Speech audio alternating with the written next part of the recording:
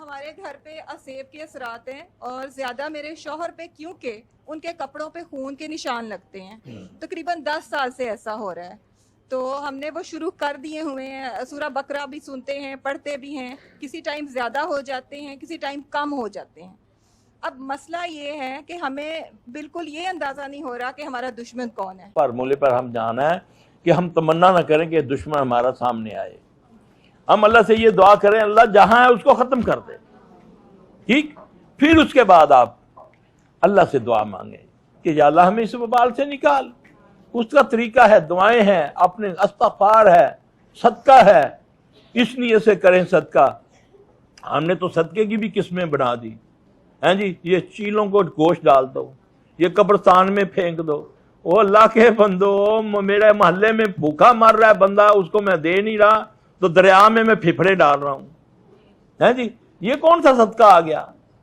صدقے سے علاج کرو. محمد صلی اللہ علیہ وسلم نے فرمایا صدقہ بلا کو ٹال دیتا ہے, کھا نہیں ٹال دیتا نہیں, صدقہ بلا کو کھا جاتا ہے.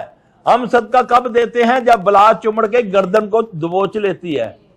صدقے سے علاج کرو, چاہے ایک آنا دو, ایک کھجور کی گٹلی دو, یہ صدقہ ہے. اور انشاءاللہ نہیں دے سکتے, راستے میں کوئی رکاوٹ دور کر دو, وہ تمہیں صدقے کا ثواب ہے. اور صدقہ بلا کو کھا جاتا ہے. اب آپ گھر میں سورہ بقرہ پڑھی آپ نے؟ جی پڑھتے ہیں, لگاتے بھی ہیں. اب سنیں, پڑھتے بھی ہیں. آپ نے سورہ بقرہ پڑھنی ہے جی. پھر اس کے بعد سورہ صافات کی پہلی 11 آیتیں پڑھنی ہیں. ٹھیک. سامنے ایک کھلے منہ کا برتن رکھیں, جی. ذرا سی آواز سے پڑھنی ہے. یہ بھی آپ کو میں بتا دوں, بعض ہوتے جادوگر ہیں, پیر جو ہوتے ہیں, لیکن اوپر سے آپ کو کہیں گے قرآن پڑھنے کے لیے دیں گے, بی بی گھر میں سورہ بقرہ پڑھا کریں. لیکن آپ نے کیسے پڑھنی ہے؟ مخرج نہ ہو.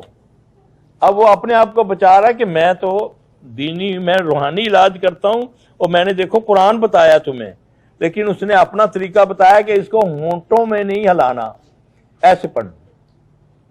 اس کا کوئی اثر نہیں ہوگا. آپ نے اتنی آواز میں پڑھنی ہے کہ آپ کے کان میں آواز جائے. پھر آپ کے اندر سے جو ہوا نکلے گی, مخرج ہوگا, وہ پھیلتا پھیلتا پھیلتا پورے گھر میں اس کے اثرات جائیں گے. پھر جب قرآن پڑھا جاتا ہے تو اللہ کیا کہتا ہے؟ جب قرآن پڑھا جائے تو تم غور سے سنو تاکہ تم پر, تو پھر رحم نہیں کرے گا وہ, ہیں جی. جب پڑھیں گے پھر ہم اس کو سمجھیں گے. تو جب ہم پڑھیں پھر اس کو اس نیت, پہلے نیت بنانی ہے کہ یہ پانی میں چھڑکنے کے لیے کر رہی ہوں. ٹھیک ہے, پہلے نیت کرنی ہے, کہنا ضروری نہیں ہے, اللہ کو پتہ ہے میری نیت کا.